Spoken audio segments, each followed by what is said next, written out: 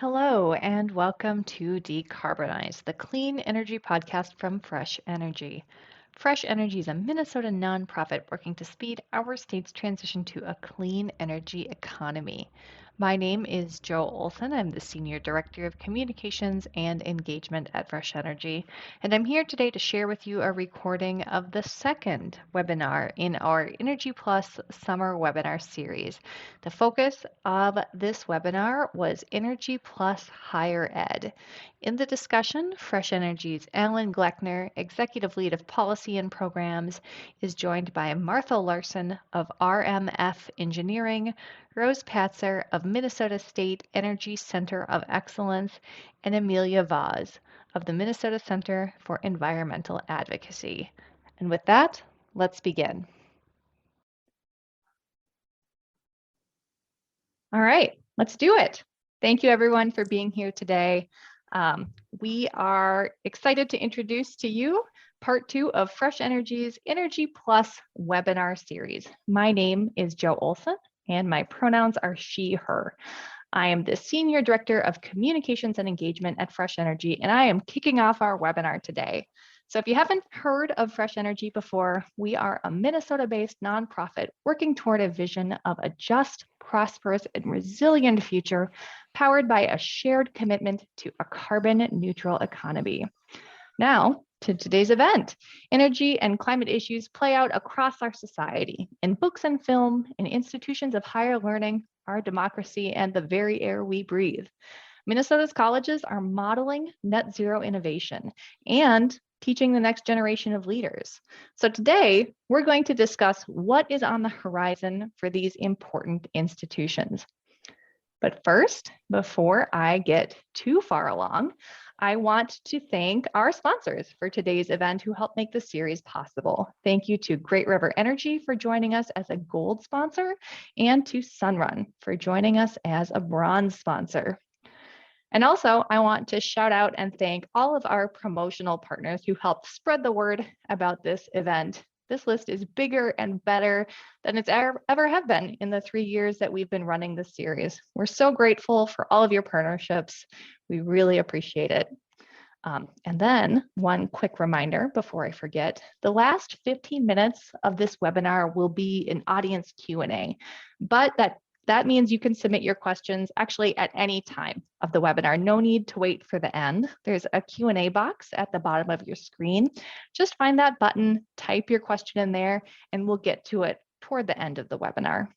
And with that, I think I am going to turn the mic over to my colleague, Alan Gleckner, Executive Lead of Policy and Programs here at Fresh Energy, to do the introductions. Thank you, Joe.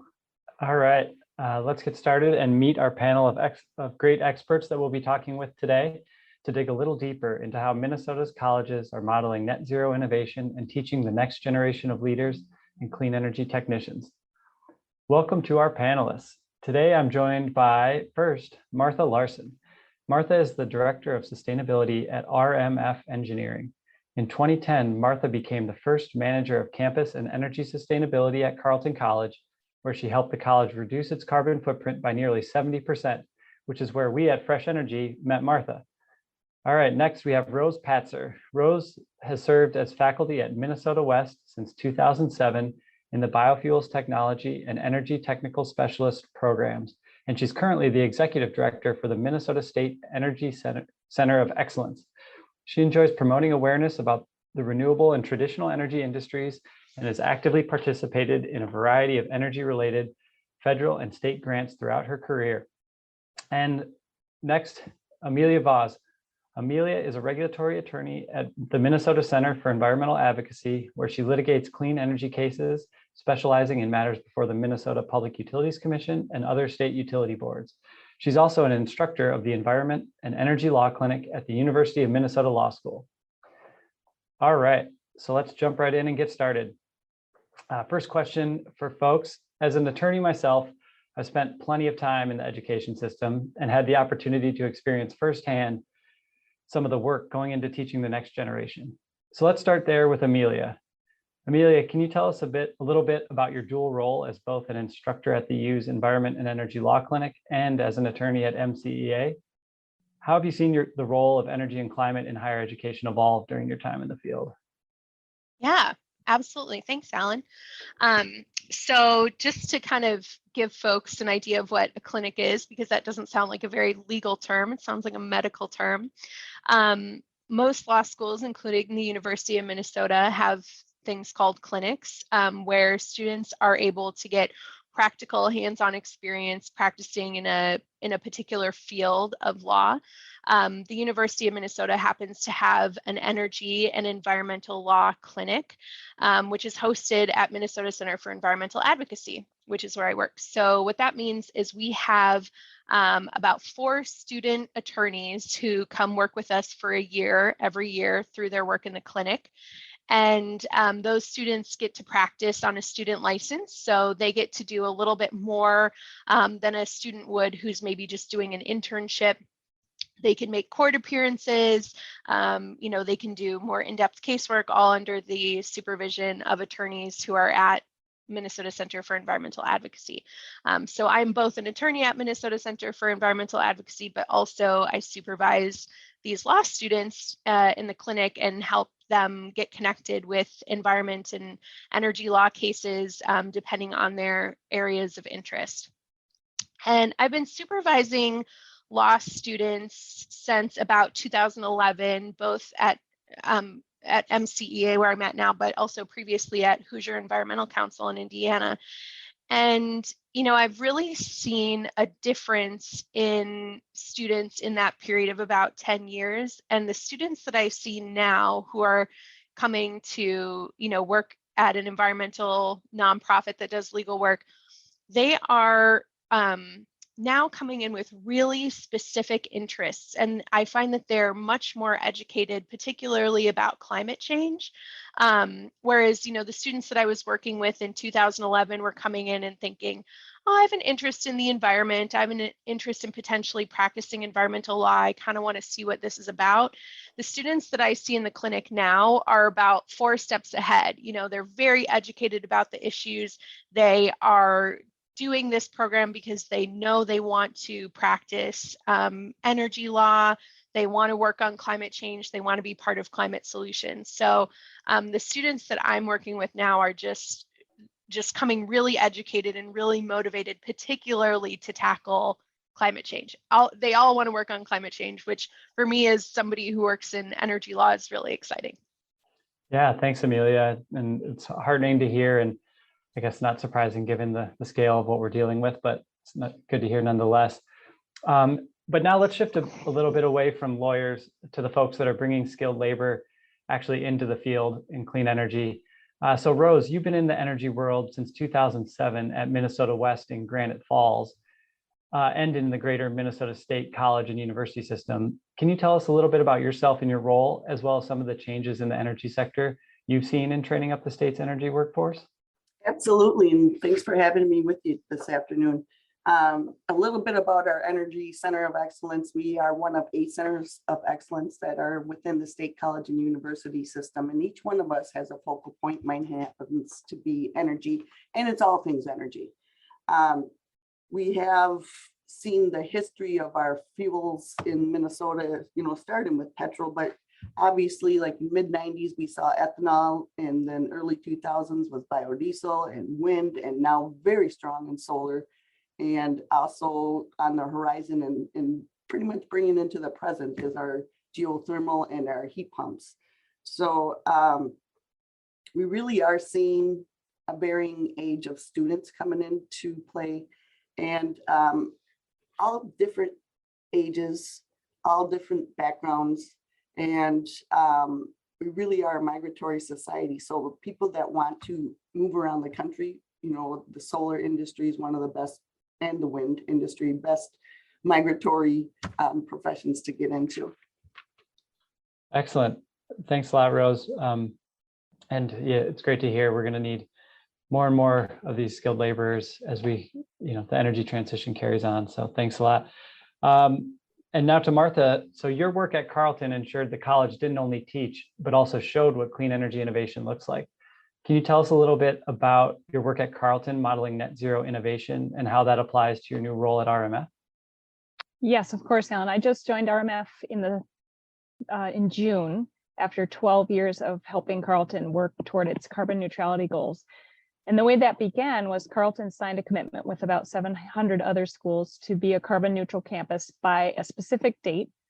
And Carleton's date was the year 2050. So when I got there in 2010, we started by writing a climate action plan, which included many of the strategies that Rose just mentioned, and set about really digging deeper into the feasibility of each of those strategies. And Carleton at the time had one commercial sized wind turbine, so we knew wind power really well.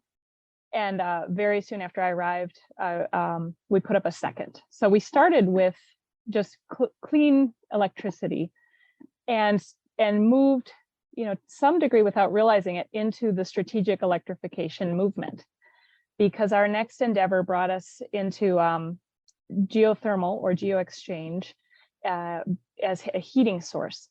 That was an 8-year transition. So we were inspired by Ball State University, which was the first campus scale geothermal project. That means it's not serving a single building. The geothermal well fields are serving a campus district energy system.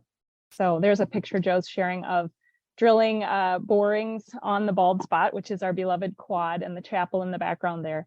So it was a very intensive project. It touched every building. It allowed us to build a new satellite plant under a science building that was already planned for construction. So we tried to weave this into planned construction. And overall, what it did is it brought what was a steam heating distribution system, and it converted it to what we call low temperature, 120-degree hot water.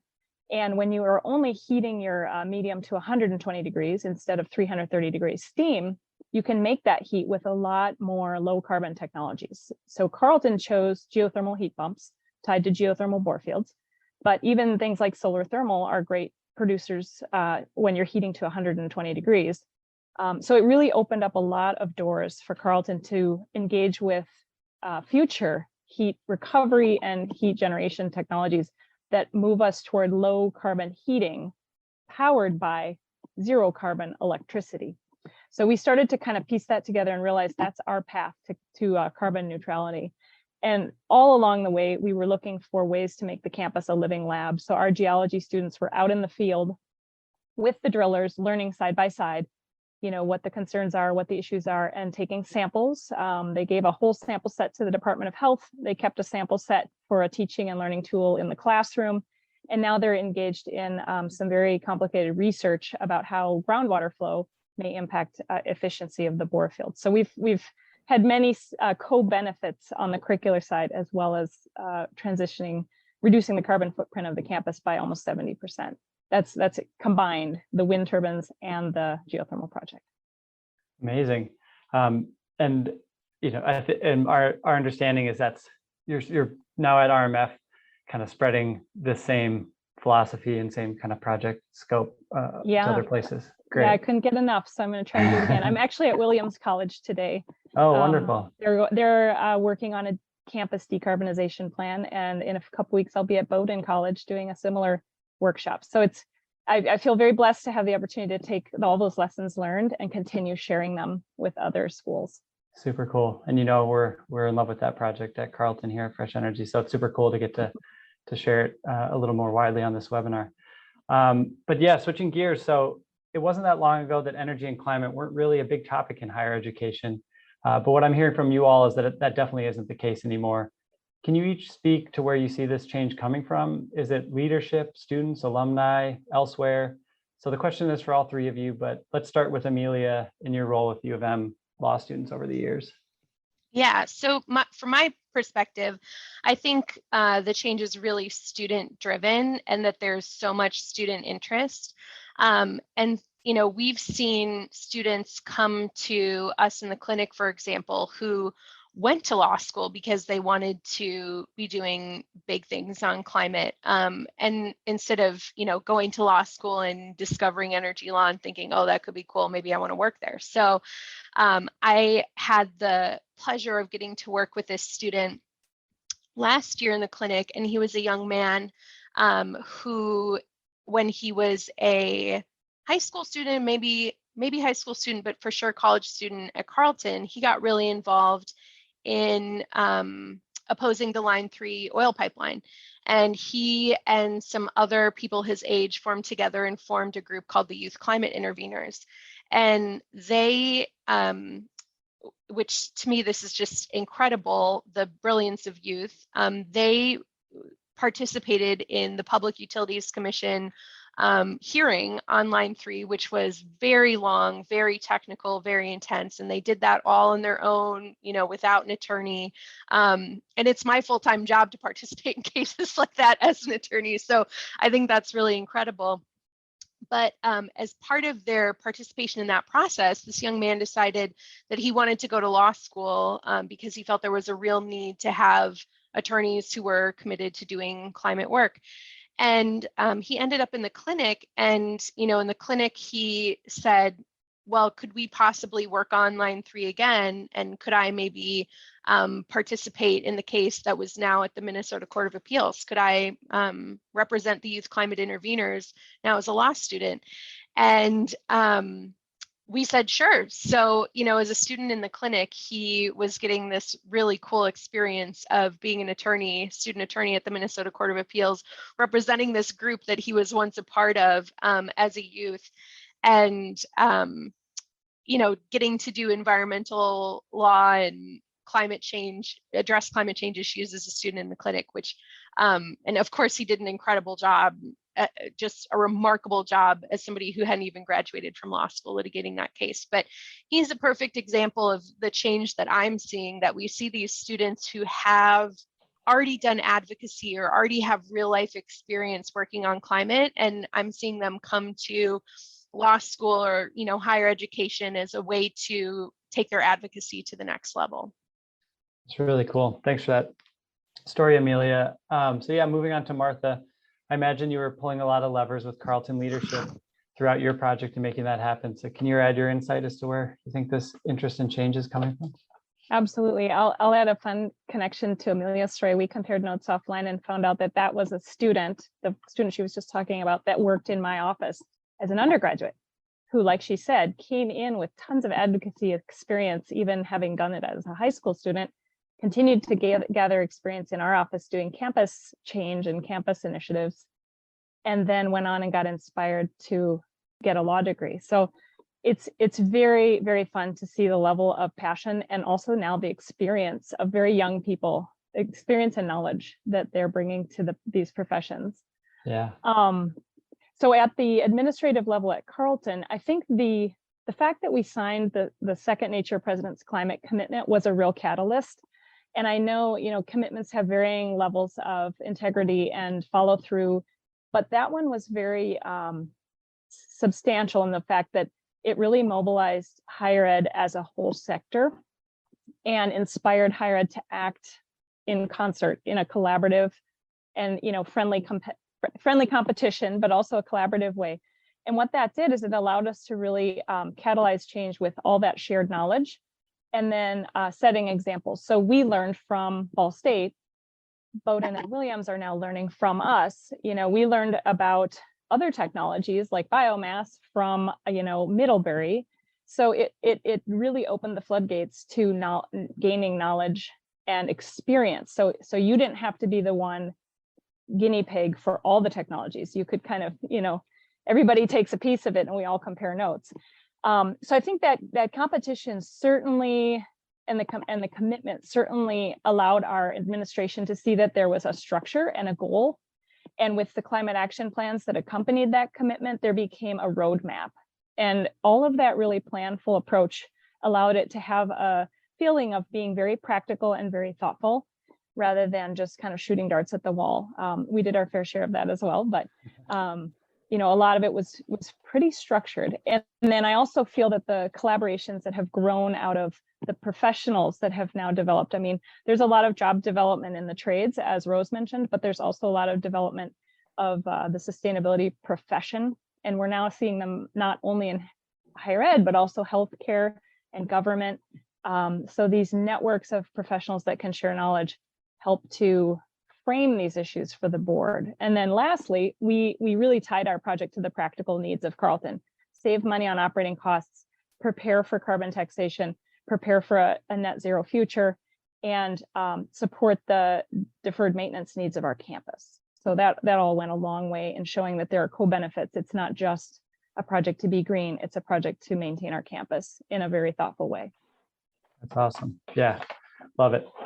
So yeah, Rose, in your role, mostly working with students in 2-year specific training programs, what are your thoughts on this? Well, I really think that students have a stronger voice than they have even 5 years ago. It's just amazing to me, social media, how strong of a role that plays in our lives, in everybody's lives these days.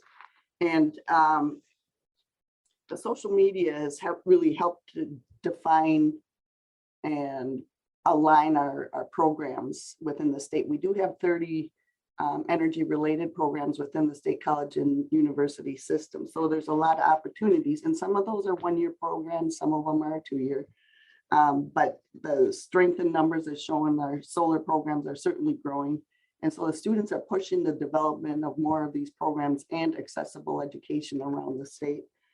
You know, with students having the stronger voice, that it truly is industry that drives our programs and the education in the 2-year state. We have advisory committees for all of our technical programs, and those are industry and education partnerships. So it's very great working relationship across the state, especially with our energy field. And we also work with, we're seeing an interest in heat pumps programming. So that may be a new program that's offered in the next year, or even electric vehicle charging installation technology programs may be coming on the horizon. It just depends where the push is. And we certainly looking forward to some new federal funds that might come and help fund some of these pilot programs as well. That's awesome. And not that anyone cares, but I would heartily endorse heat pump and EV technician training, especially the heat pumps. We need a lot of that. Great. So before we move into the public Q&A, keep putting questions into the Q&A tool at the bottom of your screen if you can. But I can't pass up asking this question when I'm sharing a virtual table with 3 established educators and leaders in clean energy. So as we all know, the job market is really tight right now, and we're seeing lots of job changes, mid-career shifts, and also a lot of available jobs in clean energy here in Minnesota. And then hopefully that's going to be growing a lot in the future here. So what advice do you have for people who are interested in starting a career or making a mid-career change in energy law, policy, energy installation, or planning? So this is the part where we ask you all for your expert advice. Amelia, let's start with you. Yeah, I would say if you're interested in it, if you feel called to do it, you should absolutely pursue it. You know, I think I'm a good example. I wanted to get into this work when I went to law school, and I graduated in the recession. I graduated in 2011. So there were no jobs, but especially jobs in environment and energy law, which are, you know, really growing in popularity. So it may not always be a linear path. You know, it may not be a situation of, you know, I decide I want to do this and I'm going to do it tomorrow. But everybody, myself included, that I've met who, you know, really wants to get into this gets there. And, you know, I'm seeing lots of colleagues now who started in completely different fields. I have an amazing colleague who, you know, has a doctorate in the healthcare field and has now, you know, decided that climate is such an important issue and really, you know, a threat to the health of the human population that she moved into climate work. And, you know, it doesn't necessarily require new schooling or a specific background. You know, I'm working in a very technical field of energy law, and I was an English major, so my undergraduate serves me not at all in understanding how electricity and the grid works. But, you know, I think if you're passionate and you can demonstrate that, you know, that interest, I think that there's absolute opportunity for you in this field, and you should pursue it. That's awesome advice. Thanks, Amelia. Let's go to Rose. Well, I have to tell you, I'm right along the lines with Amelia. I was a non-traditional student when I started college. I was in my late 20s and I had 3 children under the age of 4. I worked full-time and I pursued a 4-year degree full-time. And I have to tell you, it's a juggling act, but I have my husband to thank for that, for picking up the pieces when I dropped them. And I was able to work my junior and senior year as a chemist undergraduate. I was able to work at a lab that was located at the university and learned a lot about ethanol and biodiesel and agricultural co-products. And it was a fantastic launch to my career. So I worked for 10 years as a researcher at the state and then turned over to teaching, because I certainly learned, especially at the process plants, the biodiesel plant startups, the chemists in the lab, if they didn't understand the process, the troubleshooting became more challenging. And so it was really a great opportunity to become a teacher and to teach some of these employees in these renewable energy fields. And now to work as a director and oversee all of the energy programs, it's pretty exciting. So I would encourage anybody who would like to find a field in energy. There's lots of opportunities. Matter of fact, a lot of people will hear me say we're the land of 10,000 lakes, but we're also the land of 10,000 opportunities to work in an energy career. So I love that. Is there a t-shirt? We could make one. I'm now feel sheepish for complaining about having 2 kids and 1 full-time job. So that you're putting me to shame here. Let's go to Martha. Do you have some advice? Mm-hmm. Yeah, I think to echo what Amelia and Rose have said, there's room for everyone because it's an all hands on deck moment with regard to the climate crisis. And if you want to dedicate your career to climate, do it, because there's a place for you. My background was in mechanical engineering back when there wasn't an energy program or a sustainability program or an environmental science program. You know, it meant brownfield cleanup, and that's about it. So it didn't exist. And I went into the design and construction industry, and that's where I've been ever since. But in learning about how much impact buildings have on the environment and the systems like LEED and other certifications that are solutions to that, or at least strategies to address that, I got into the climate work through my chosen profession, despite the fact that it hadn't started out as an environmentally focused job. And now that's all I do. So I would also emphasize that every discipline has a place. There's arts opportunities that bring awareness and spur emotions that prompt action and prompt engagement. We need our philosophers and our historians that help frame these issues because they are existential, and we do need to learn from the past. And of course, the STEM fields are spurring innovation and also integrated deeply with the trades who are actually implementing the work in the field.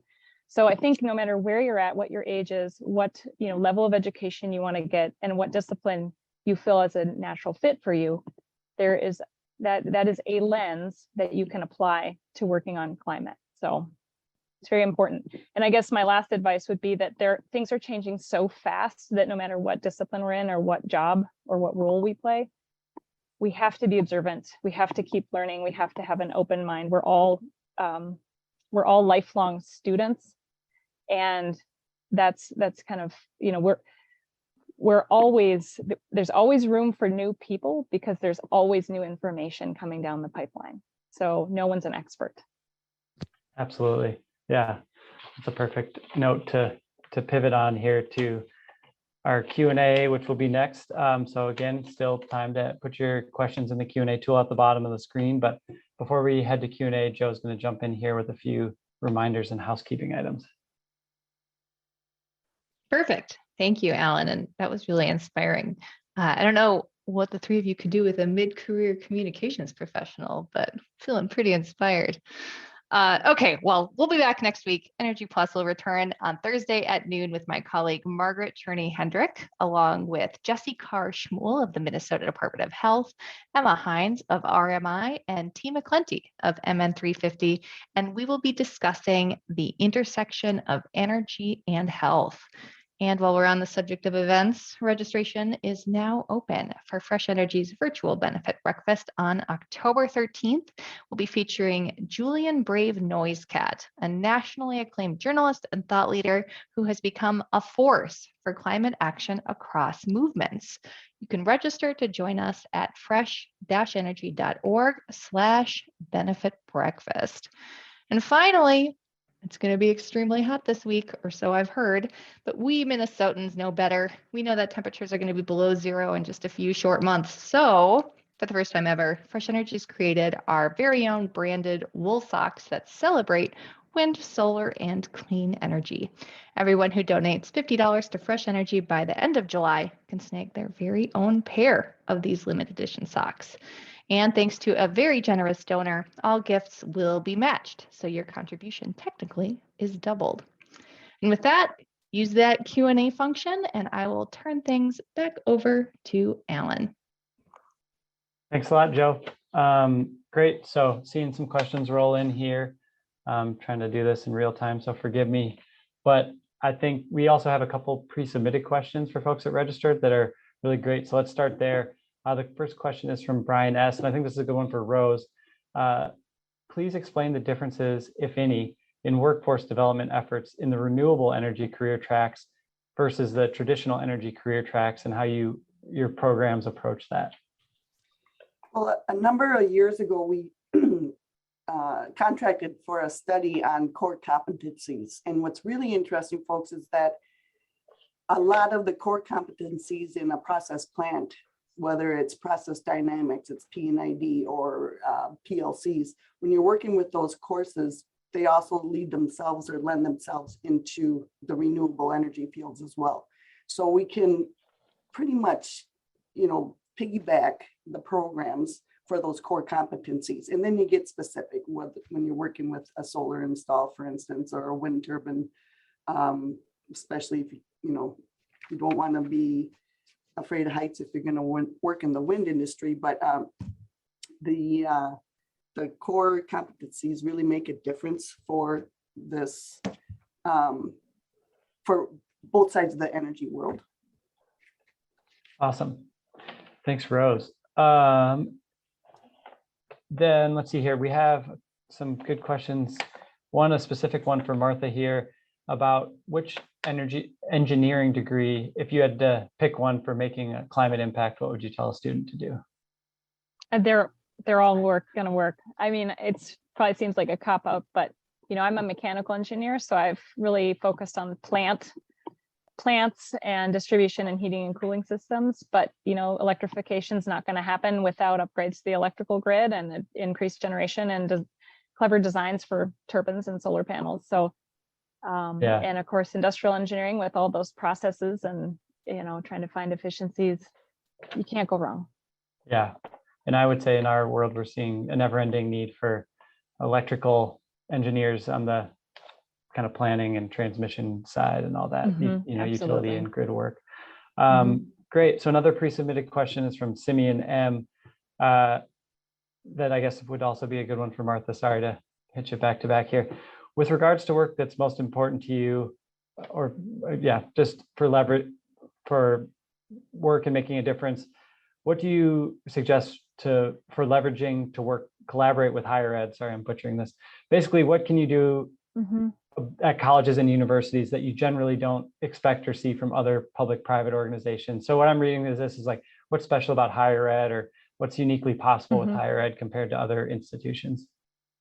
Yeah, I'm sure there's an angle for Rose and Amelia on this as well. But from Carleton's perspective, a private institution has the ability to make a lot of their own decisions about how they spend their money, what they're willing to invest. They also manage and operate their own systems, which, there are pros and cons to operating your own system versus having a third-party operator. But I think that gave our maintenance personnel a lot of engagement throughout the concept phases of our utility transition, so that when it came time to operate it, they knew what they were getting into. They'd been part of the process. So that engagement within the facilities department was really important. And the fact that higher ed as a sector is very collaborative. There's not a lot of things that people feel are proprietary or secretive or won't tell you. it's extremely collaborative. So, you know, when we were halfway through our project, we had a big summit, and schools from throughout the upper Midwest and the East Coast came to Carleton to see the plant, to see the piping, to walk the tunnels and really get a feel for what we were doing. And you know, nothing was secret, and we didn't hold anything back, even the tough stuff. Yeah, thank you. And I think I was thinking about this a little too narrowly. I think Rose would totally have a good perspective on this, about what, from your perspective, is kind of uniquely special about working in higher ed or through higher ed for climate progress. Well, you know, with our centers of excellence, we really are an education industry connector. And so we have at least 150 members that are part of our Minnesota Energy Consortium, and it's traditional and renewable fuel alike. But we really do work hard to connect, even with energy sector groups with energy, to partner up. We also work to make sure that all of our curriculum is in alignment with the energy industries themselves. So it really, always happy to partner. We have a chancellor that's very interested in partnerships, whether it's with private sectors, individuals, or just other colleges and universities. So that's wonderful. I'm seeing some pretty hardcore legal questions in the Q&A, Amelia. If you want to talk about natural standing for natural resources, but maybe we'll save that for a different day. But it's a good question. That's where we call on our philosophers too, I think. But here's a good one you could take, Amelia. This is from Sam B. What are the most, or I guess not most, but top 3 skills that professionals looking to transition to clean energy policy sector should look to improve on? That's a great question. You know, from my perspective, I think one of the most important skills is, you know, a bravery or a courage and a love for learning. You know, you're going to need to dive into areas that you probably don't know anything about, and just be willing to take the time to kind of get educated and get up to speed, and, you know, phone a friend and ask. You know, I'm always a fan of asking basic questions. So I think that's really critical. I think another important skill is communication, and being able to really communicate with people who are in different places. I see one of the big challenges in climate work that, you know, we're facing now is figuring out how to bring more people along in the movement, and how to talk to people who maybe aren't totally in belief that climate change is human caused, but may still be experiencing some of the effects. How do we bring you with us? Or, you know, how do we talk to rural communities that aren't super excited about seeing solar panels or, you know, wind farms in their community? How do we bring them with this movement? So I think some really good communication skills are key. And I don't know if I have a third. I think I just have those 2. Maybe one of my colleagues has a third. Any takers? Okay. Yeah, I could probably trying to think of something, but it's too much pressure. But so not a question, but Claude put in the chat or in the Q&A that it might be useful for folks interested in this with some of these career questions and learning, that MIT has open courseware. It's a free online courses you can do, and they have a climate change science course or multiple courses. So Google MIT open courseware, and you can look for that. Thanks, Claude, for that.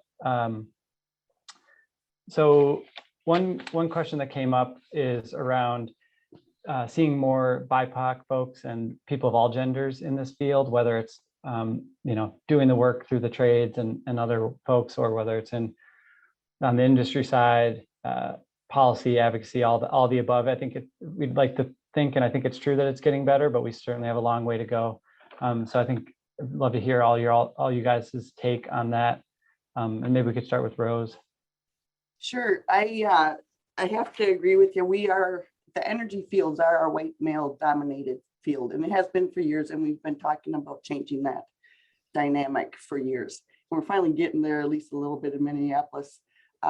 We do have a special, or one of the things, for instance, I realize we're looking at the climate and the clean energy today, but we are trying to have representatives of the community work for like Xcel Energy and have them look like the neighbors that they're serving. And so we do have a fresh program coming up starting in August. It's a power line program right in the Riverside Park site for Xcel Energy. And we also have a nice training center that James Staples is working on getting rolling with solar installation. That's in Northeast Minneapolis. So accessible education will be helpful, I think, to change the dynamic of this as well, because most of our energy programs are outstate and thus not accessible to a lot of the dynamic population that we have in the state. That's awesome. Yeah, love to hear about those new things coming up that seem right on target to help and address this. Martha, would you want to? Yeah, I think it's, I mean, it's representative of the issues we're having society-wide, where first we need to address these deficiencies and recognize, you know, how deficient are we? Why is that? What are steps we can take? And certainly I would agree with Rose, you know, the engineering industry, the energy industry have been white male dominated. So, you know, advocating for others is also a key part of this, and trying to just keep eyes wide open about where are people getting pushed down or pushed out, and where are there tables that don't have all the voices and a diverse enough group of voices representing, you know, a climate action plan or a utility and energy plan or a rate case. And how do we break down barriers? You know, if people are working multiple jobs, or they work nights, or they, you know, they can't attend these things, how can we use technology or just rethink the way that we present information and gather input so that it actually works for people's lives and their lifestyles, and it doesn't just work for people who can take a day off work and still get paid. It works for everybody. Totally. I'll actually chime into Alan. You know, from a legal advocate's perspective, I see two angles. One is, you know, the ongoing problem of we need to make law school, if people want to come at this from a legal angle, accessible, you know, and be recruiting also people, diverse people to go to law school, as it's, you know, very white male dominated still. There's more women, but it's still not that diverse. But I think, you know, looking at the advocacy work that I do as a legal advocate, I and others like me also have a role to help use the skills that we have to bring more people into the work we do, because we have that legal training, and we can help, you know, explain how do you access the Public Utilities Commission? How do you participate in a case there that you're interested in? I mean, as much as I think, you know, we'd like to say, oh, there's transparency in these processes and you can just go on their website and see how to submit a comment. Like, the reality is it's a really wonky, weird process if you don't hang out at the Public Utilities Commission all day.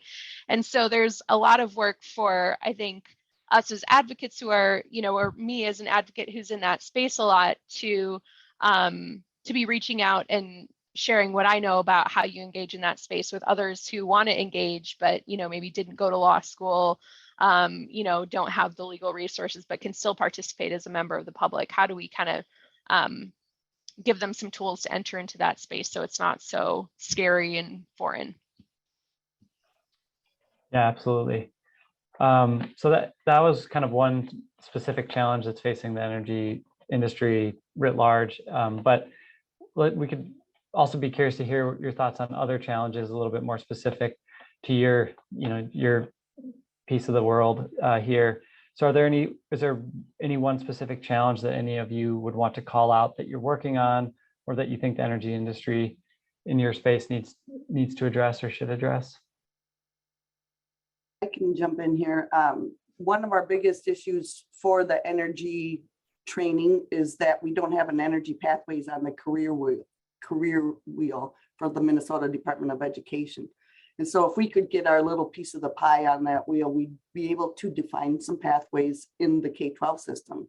Because right now the teachers have to teach to the standards. Well, if there aren't any standards defined, they're not going to teach the renewable or otherwise energy programs in their high school classroom.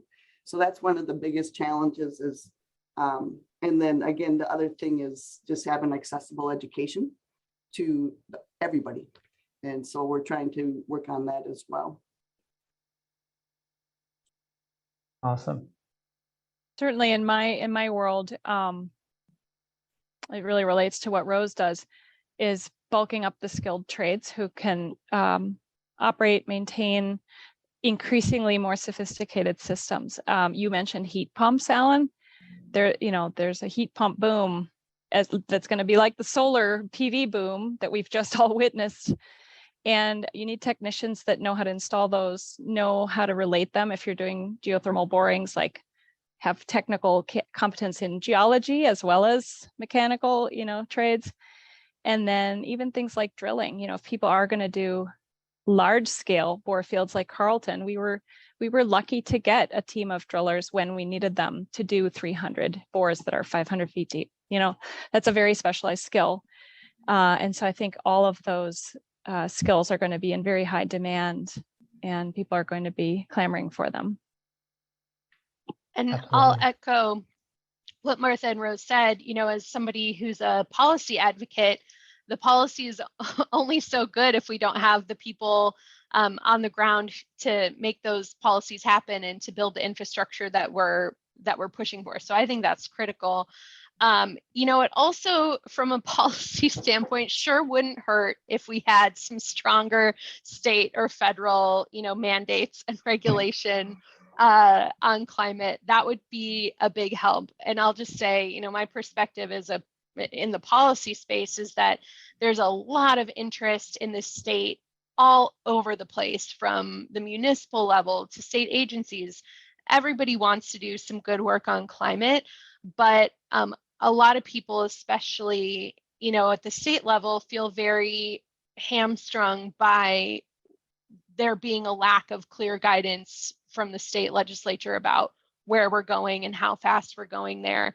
And so a unifying charge would be incredibly helpful, and I think would be something that if it happened, it would give a real boost to a lot of the efforts that are already ongoing. Not that that's news to anyone, but doesn't hurt to reiterate, though. Excellent. Well, looks like the Q&A box has slowed down a little bit, and that seems like a really great point to end on. So I think with that, let's bring our today's discussion to a close, and lots to think about as we close out here. And I'm sure any of us would be happy to be contacted with any questions folks didn't think of for the Q&A. Feel free to reach out. So yeah, I'm going to turn it over to Joe for our sign off. Thanks, everyone. Thanks, Alan, and thank you to our panelists. On behalf of everyone here at Fresh Energy, I just want to say thanks for attending part 2 of our Energy Plus webinar series. And thank you especially Martha, Rose, and Amelia for your time. Reminder for folks on the line that a recording of this webinar will be posted at fresh-energy.org/publications and on our podcast, Decarbonize the Clean Energy Podcast, which is available on all podcasting apps. You can learn more about Fresh Energy's work at fresh-energy.org and subscribe to our newsletters and all sorts of other good stuff there. And with that, we're going to give folks a few minutes back in their day. Thanks for being here. Thank you for tuning in to the audio recording of our webinar. I wanted to give a special shout out to our series gold sponsor, Great River Energy, and our series bronze sponsor, Sunrun. And if you're hungry for more and want to get involved, visit fresh-energy.org. And this didn't get mentioned on the webinar, but I did want to take this opportunity to invite you listening to Fresh Energy's special summer event that we are calling the Fresh Frolic. It's an all-electric party at Malcolm Yards in the Twin Cities on August 24th. Join us for induction cooking demos, an EV and e-bike petting zoo, electric lawn care display, and more. Registration is required. go to fresh-energy.org and click Events in the upper right corner.